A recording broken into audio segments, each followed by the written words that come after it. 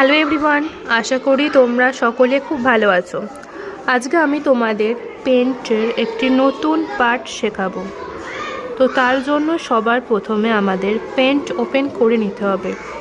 তো তোমরা দেখতে পাচ্ছ স্ক্রিনের একদম বাম দিকে লেখা আছে টাইপ হেয়ার টু সার্চ। সেখানে গিয়ে আমরা মাউসের একবার লেফট ক্লিক করব, দেন কিবোর্ডের সাহায্যে আমরা পি টাইপ করব। পি টাইপ করার পরে দেখো চলে এসেছে পেন্ট আমরা ক্লিক করব। এরকম যদি চলে আসে তাহলে এই যে ক্লোজের পাশে যে চার চৌকো বক্সটা আছে নাম হচ্ছে ম্যাক্সিমাইজ, অর্থাৎ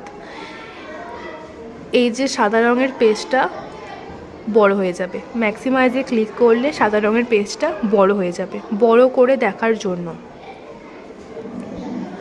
তো তোমরা পেন্ট ওপেন করে নানা রকম শেপ ইউজ করে ছবি এঁকেছো, সিঙ্গেল শেপ এঁকে রং করেছো। তো আজকে আমরা একটা নতুন মজাদার জিনিস শিখবো, সেটা হচ্ছে একের বেশি শেপ নিয়ে কী করে একটা আঁকা আমরা আঁকবো। আজকে আমরা যে জিনিসটা আঁকবো তার নাম হচ্ছে ট্রাফিক সিগন্যাল।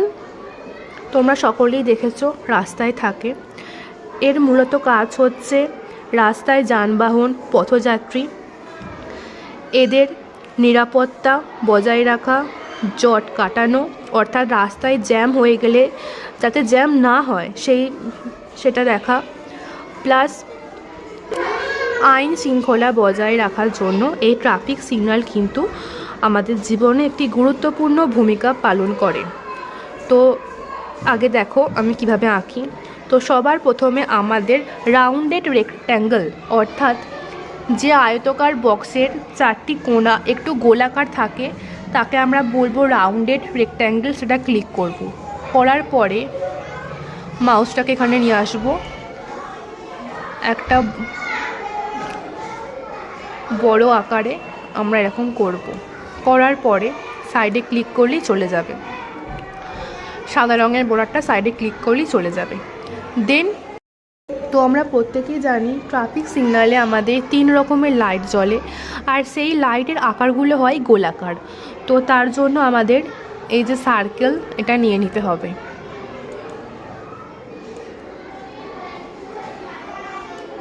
একটা,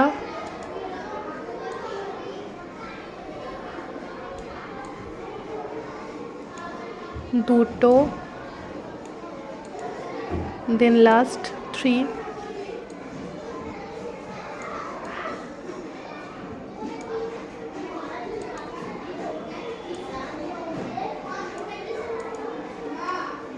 দেখো ট্রাফিক সিগন্যাল আমাদের ড্র করা হয়ে গেছে। এবার আমরা কালার করব। তো সবার প্রথমে আমরা রেড কালার করব। তো তার জন্য আমরা টুল বক্স থেকে এই যে ফিল উইথ কালার টুলে ক্লিক করব। করার পরে এখান থেকে আমরা লাল রঙটাকে সিলেক্ট করলাম। করার ফলে এখানে লাল রঙটা দিলাম। এই লাল রঙের অর্থাৎ এই লাল রঙটি যখন উজ্জ্বল হয়ে জ্বলবে রাস্তাতে, রঙের অর্থ হলো থামার নির্দেশ। অর্থাৎ কেউ যদি রাস্তা পারাপার করে বা কোনো গাড়ি যদি যাতায়াত করে, সেই ক্ষেত্রে যদি লাল আলো জ্বলে যায় তার অর্থ তাকে থেমে যেতে হবে। তারপরে ইয়েলো লাইট জ্বলে। তো আমাদের তো ফিল উইথ কালার টুলটা সিলেক্ট অলরেডি হয়েই আছে। দেন আমরা কালার চেঞ্জ করার জন্য ইয়েলো কালারটাকে সিলেক্ট করব। করার পর এখানে আমরা ইয়েলো কালার দেব।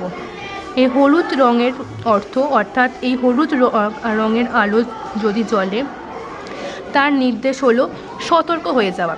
অর্থাৎ ধরো কেউ যদি রাস্তা পারাপার করে, যদি হঠাৎ করে হলুদ আলো জ্বলে যায় তাকে সতর্ক হতে বলছে, বা যখন তখন অন্য কোনো লাইট জ্বলতে পারে।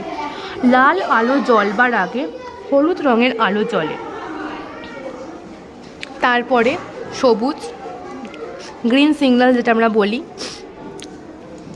দিলাম। এবার এই গ্রিন সিগন্যাল বা সবুজ রঙের আলো যদি জ্বলে তাহলে কি আমরা রাস্তা পারাপার করতে পারবো। তাহলে আমরা কি বুঝলাম?